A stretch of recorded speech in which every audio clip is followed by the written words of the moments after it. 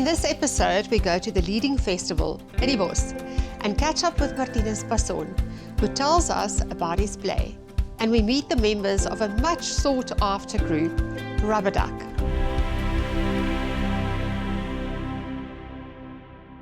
Hello, and welcome once again to Shepherd Surfer, the Mpumalanga edition. If you were one of the fortunate 64,000 people who went to the biggest festival on the Mpumalanga calendar, you have great memories of the celebration. And that's precisely what this was, a celebration of the fine arts, literature, classical music, modern music, fun fair adventures for the kids, and so the list goes on. Yes, I'm talking about Bos 2023.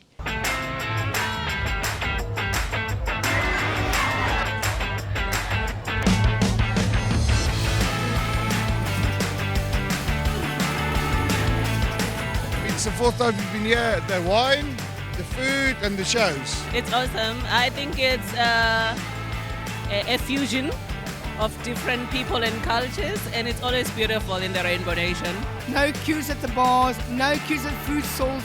Toilets are perfect, always clean. It's very close to our hometown and it's a lekker vibe, lekker people. Bos is fantastic. I'm enjoying my day. Thank you. It's very lekker here at Bos. We are enjoying the food stalls and enjoying the rides. It's wonderful to see so many people together and being festive and social again. Families! Lekker Bos, lekker! Didi has been riding rides the whole day, and he's just been enjoying it as much as we have already. Yeah. In the early days, there was a few guys in the front of the stadium. That was on the stage. That was it. But now it's full. It's grown tremendously. Everyone seems to be very impressed with what's going on, and I think it's a great thing for the Lowveld. Yeah, it's a good festival. Like the vibe. And I think the vibe is really good. Ja, sommer net goeie vriendinne wat saam kom daar. I think it brings everyone together. Shopping, spending the money, eating food, enjoying our lives. I will definitely be back next year. It is fantastic. Well done to all the organisers. Well done. Awesome job.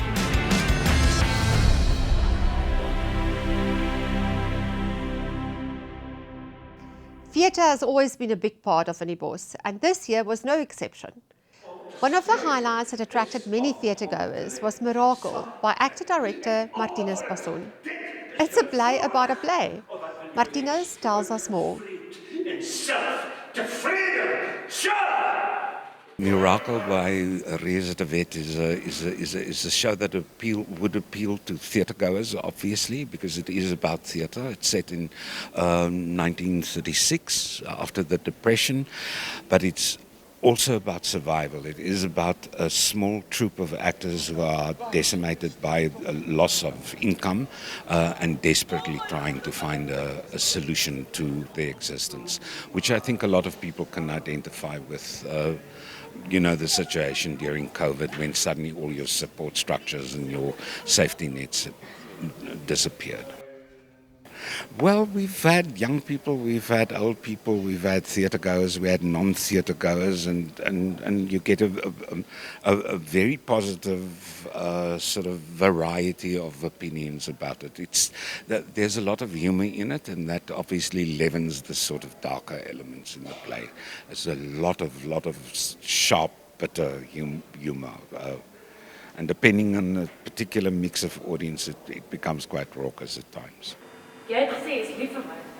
Ooh, that's a tough one. Well, I'm actually going to side with the Plattelandse Tannie Anna, a widow, a real black widow who seduces a young man, very attractive young man, and she wants him, and she basically buys him, and then he flees, and she comes to claim him back.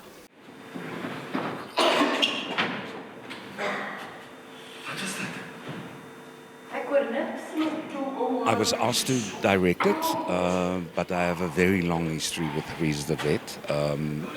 I've worked with her for many years, and I did most of her plays.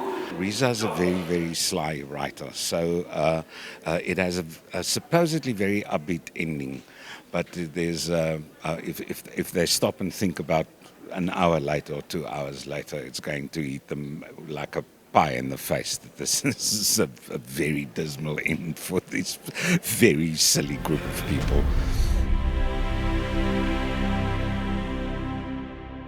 I'm pleased to say that Sandra Jacobs, the organizer of this year's tremendously successful Anibos 2023, is visiting us in studio. Welcome. Thank you very much, Sarita. On the off chance that people don't know about what Anibos is all about, don't you want to just enlighten those couple of people in South Africa?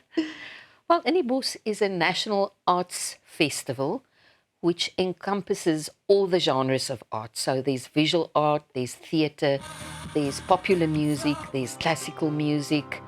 There is a festival terrain with more than 250 art and craft stalls. Wow. We have the entertainment for the children at our Woolwaters. We have the Boma Kuier Theater. We have an area, a new area this year called the Wingerd Kuiertuin, where people can sample some excellent wines and listen to beautiful music. So yes, it's a festival with variety and using the arts as a means to bring people together. All sorts of people. Even those ones that haven't heard about Anibos. Does the community in Mpumalanga or in Nelspruit get involved? Yes, to us it's the greatest compliment if we hear people saying, are you coming to our festival? So this festival doesn't belong to us as the organisers. We are merely the people behind the scenes getting the show on the road, but the whole community is part of this festival. We use community members to man all our liquor outlets. We use organisations such as the Lions, Cancer, and a lot of community organisations use the festival as a fundraiser. And there are lots of local people who get jobs at Anibos. During the time, we have more than 1,000 opportunities for temporary work at the festival. Something that's really close to our hearts, especially if you're in business, COVID-19, how did you survive and obviously thrived after that? It was a very difficult time for the festival because obviously all open air and huge congregations were banned. Yeah. So the festival in its normal format could not take place for 3 years. We had the whole 2020 festival planned. We already started with ticket sales when lockdown happened. Oh my goodness. So it was a huge blow to the whole festival community, not only Anibos. And to survive, we tried to look at things that keeps us close to our mandate as an arts festival. So we went to sponsors and said, will you help us to do a small classical concert at a guest house? Which we did. We did 3 wonderful concerts. We also did a number of house concerts with artists such as Jack de Priester and Bibi Slippers and Elvis Blue at people's homes where they had a selected number of guests, but we also broadcast it on radio, which made it accessible to a wider audience. Clever. So we had to make plans. We had a songwriting competition on television. We had a short story writing competition in conjunction with Huisgenoot. We had a schools program. So we continued working to promote the arts and to create a platform for artists. Unfortunately, the economic spin-offs were not the same as they were before COVID, and which I hope will pick up again now, having been able to do a full festival again. 64,000 people. Fantastic. It should have a huge impact. Sandra, and then another thing that I'm curious about, how do you get this out? I mean, you obviously need lots of sponsors, partners. Talk to me about that. Yes, Anibos cannot survive without partnerships and sponsorships. So we are very privileged to have the Mpumalanga Department of Culture, Sport and Recreation as one of our main partners. We also had University of Mpumalanga this year who came on board as a sponsor. Some of the private sector sponsors such as Nashua. So we have more than 100 partners. So it will be very difficult to mention all of them here today. But without those partners, we cannot survive. And media partnerships are equally important. Of course. We need the media exposure to let people know that the festival is happening. And we've had excellent media partnerships this year. Kyknet, Huisgenoot, Louvelde, Radio Laaveld, RSG, so many. and counting you in as well. I was just going to say, viewers are now recently Shepherd Sofa. Sandra, you're always welcome here on Shepherd Sofa, and it's always so nice to have you in studio. Thank you very, very much. Thank you for having me. It was lovely chatting to you. And now on to proudly South African music. The Saturday night Captivate concert blew the place apart as the best South African music was showcased. One of the many highlights was Rubber Duck at the Alternative Concert, a much sought-after band that has shown their staying power for years.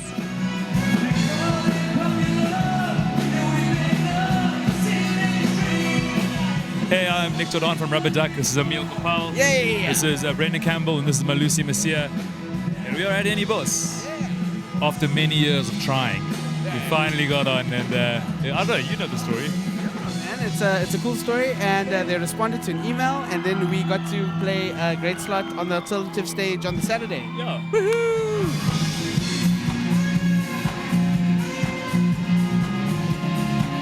Actually, over the years, the team, as you see it today, has evolved and whatnot. But right at the beginning, it was myself and Nick. And we had a friend he put on a show and he needed to fill some time. And he said, listen, can you come and sing a few songs? And we played that, and then we kind of just carried on and grew from there. And now we've got these amazing humans that are part of the team, you know?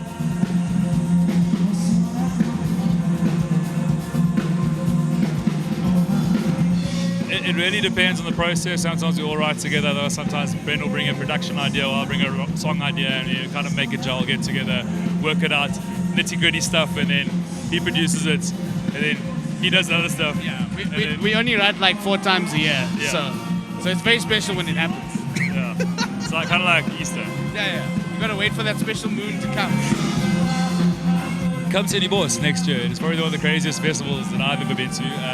And any messages, keep strong, stay strong, keep doing what you're doing, and love each other. I don't know. Thanks for the support. We love all the streams. Thanks for coming to the shows. The crowd that was here tonight, amazing. We love you guys. We love Nelspruit. Yeah. Thank you.